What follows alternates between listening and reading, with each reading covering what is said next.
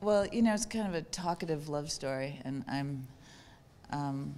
I live in New York. It's set in New York. It feels like a New York movie, probably.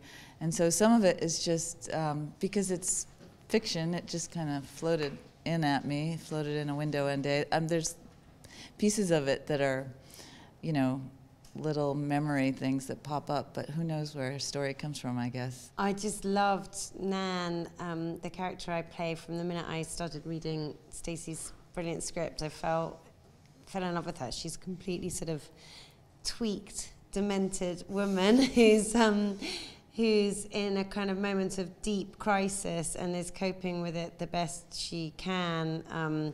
And I mean, there's really serious shit going down in her life, but all she's focusing on is trying to get her youngest daughter into this very posh private girls' school on the Upper East Side, and also how to stash some jewelry and precious belongings away so that the government doesn't apprehend them. And she becomes completely fixated on these two things and will stop at nothing to achieve both goals.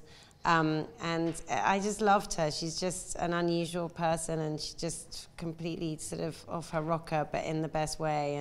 And I loved Stacey's script and was just signed up immediately to do it. Finn's great. He's a really just incredibly brilliant, instinctive actor, I think. And he's just got an ease, and he understands rhythm. I think that's a really rare quality, you know, and when somebody, either a director or an actor, or you know, when people you're working with really understand the rhythm of how a scene works, it's and without any kind of conversation, you just immediately find a rhythm together. It's so exciting and fun, and I felt like that with Finn all the way through the movie. Yeah, well, most of the music is written by Damon Albarn and produced by him and Richard Russell, and it's actually from an album called Everyday Robots that was a solo album he did a couple of years ago. His bands that whether you know his name or not, are Blur, Gorillaz,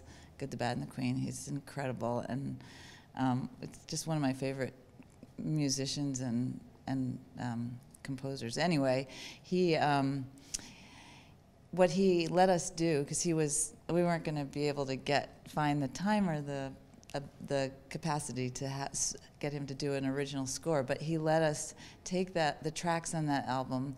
The label provided them with the vocals peeled off, and we just cut this very spare, but to me incredibly exciting score out of the stuff, and then we showed it to him, cut in, and he said, okay, go for it. So that was a very happy day. Those first few minutes take place 9 years before the rest of the movie takes place, and you know, there's an event which you catch on to very quickly after starting the movie that has repercussions for the characters. I mean, there's a lot in the movie about having kids unexpectedly, having kids that you're responsible for, and also using your kids to maneuver your way through your own life. And so that was like a very special few minutes.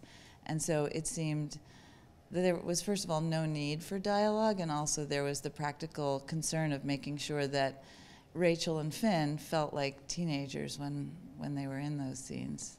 Yeah.